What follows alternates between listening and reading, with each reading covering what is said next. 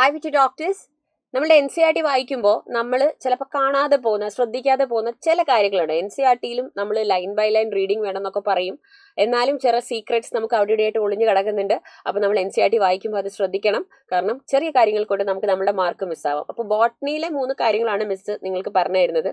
നമ്മൾ ആദ്യം തന്നെ നോക്കുകയാണെങ്കിൽ ഇതാ ഈക്കോ സിസ്റ്റം ചാപ്റ്ററിൽ നമ്മുടെ ഏതാണ് ചാപ്റ്റർ? ഈക്കോ സിസ്റ്റം കേട്ടോ. ഈക്കോ സിസ്റ്റം ചാപ്റ്ററിൽ നെറ്റ് പ്രൈമറി പ്രൊഡക്ടിവിറ്റിയുടെ ഡെഫിനിഷൻ കൊടുത്തിട്ടുണ്ട്. ഇവിടെ എന്താ കൊടുത്തിരിക്കുന്നത്?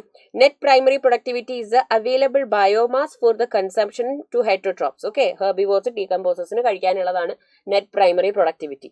അതേ സംഭവം തന്നെ സമ്മറിയിൽ പോകുമ്പോഴോ, സമ്മറിയിൽ നെറ്റ് പ്രൈമറി പ്രൊഡക്ടിവിറ്റി ഡെഫിനിഷൻ എന്താ കൊടുത്തിരിക്കുന്നത് നോക്ക്. It is divided 2 types. Rate of capture of solar energy or total production of organic matter is called as GPP. NPP is the remaining biomass or the energy left after utilization of producers. അങ്ങനെ ഒരു different രീതിയിൽ ആ സെൻറ്റൻസിനെ അവർ reframe ചെയ്തിട്ടുണ്ട്. അപ്പം ഈ 2 ഡെഫിനേഷനും മക്കൾ നോക്കുക. ഇത് വളരെ വളരെ ഇമ്പോർട്ടൻ്റ് ആണ്. കാരണം ഇങ്ങനെ ക്വസ്റ്റ്യൻ വന്നാൽ ഇപ്പം സ്റ്റേറ്റ്മെൻ്റ് ഒക്കെ ഇങ്ങനെ തന്നിട്ടുണ്ടെങ്കിൽ നിങ്ങൾക്ക് തെറ്റിപ്പോരുത്. നെക്സ്റ്റ് വരുന്നത് സെല്ലുലാർ റെസ്പിറേഷനിലാണ് കേട്ടോ. റെസ്പിറേഷൻ ചാപ്റ്ററിൽ നമ്മൾ എന്ത് പഠിക്കുന്നുണ്ട്? ഗ്ലൈക്കോലൈസിസ് പഠിക്കുന്നുണ്ട്, അതേപോലെ ഫെർമെന്റേഷൻ, അനൈറോബിക് റെസ്പിറേഷൻ പഠിക്കുന്നുണ്ട്. അപ്പോൾ ഫെർമെന്റേഷൻ ഒരു ഡെഫിനിഷൻ നമ്മളുടെ ടെക്സ്റ്റിന്റെ ഭാഗത്ത് കൊടുത്തിട്ടുണ്ട്. സമ്മറിയിലേക്ക് വരുമ്പോൾ അത് നോക്കിക്കേ. In eukaryotic organisms aerobic respiration occurs in the presence of oxygen എന്നൊക്കെ പറഞ്ഞിട്ടുണ്ട്. ഓക്കെ, നമ്മൾ നേരെ അതിന്റെ കുറച്ച് മുകളിലേക്ക് പോകുമ്പോൾ ഇതാ ഇവിടെ ഗ്ലൈക്കോലൈസിസ് പറയുന്നു, അതേപോലെ ഫേറ്റ് ഓഫ് പൈറുവേറ്റ് പറയുന്നു, ആൻഡ് ഫെർമെന്റേഷനെ കുറിച്ച് പറയുന്നു. Fermentation takes place under anaerobic conditions in many prokaryotes, unicellular eukaryotes. ആരാണ് യൂണിസെല്ലുലാർ യൂകാരിയോട്സ്? നമ്മുടെ ഈസ്റ്റ് യൂണിസെല്ലുലാർ യൂകാരിയോട്ട് ആണ്. പല പ്രോട്ടിസ്റ്റൻസും ഉണ്ട്, യൂണിസെല്ലുലാർ യൂകാരിയോട്സ് ആണ്. അവരിലും ചില ജെർമിനേറ്റിംഗ് സീഡ്സിലും ഫെർമെന്റേഷൻ നടക്കുന്നുണ്ട് അണ്ടർ അനേറോബിക് കണ്ടീഷൻസ്. അപ്പോൾ ഇത് മക്കൾ ഒന്ന് നോട്ട് ചെയ്യുക. കാരണം ഇത് നമ്മുടെ ടെക്സ്റ്റിൽ കൊടുത്തിരിക്കുന്നതല്ല, ഇവിടെ സമ്മറിയിൽ വന്നിരിക്കുന്ന ആ ഒരു additional point.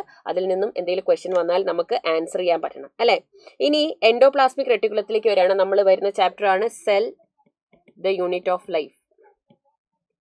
Cell the unit of life എന്ന് പറയുന്ന ചാപ്റ്ററിലേക്ക് നമ്മൾ വരുമ്പോൾ അവിടെ എൻഡോപ്ലാസ്മിക് റെട്ടിക്കുലത്തിലേക്ക് പറയുന്നുണ്ട്. അതിൽ rough endoplasmic reticulum, smooth endoplasmic reticulum is a major site for synthesis of lipids എന്ന് ഇവിടെ പറഞ്ഞിട്ടുണ്ട്. Okay, in animal cells lipids like steroidal hormones are synthesised by smooth endoplasmic reticulum എന്ന് പറയുന്നു.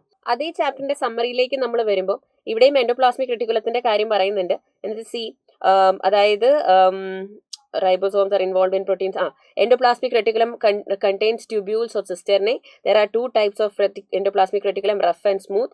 Endoplasmic reticulum helps in the transport of substances, synthesis of proteins, lipoproteins and glycogen. ഈ point ടെക്സ്റ്റിൽ പറയുന്ന normally നമ്മൾ വായിക്കുന്ന സമയത്ത് പറയുന്നില്ല, സമ്മറിയിലാണ് പറയുന്നത്.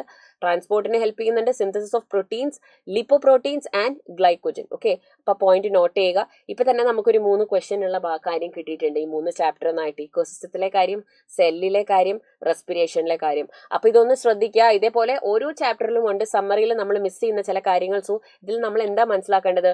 Reading the summary of each and every chapter is very important. സമ്മറിയിലെ പോയിന്റ്സ് മിസ് ചെയ്യരുത്. സ്റ്റേറ്റ്മെന്റ് ബേസ്ഡ് ക്വസ്റ്റ്യൻസ് വരാം, അസേർഷൻ റീസൺ വരാം. So I hope this was helpful for all of you. Good luck.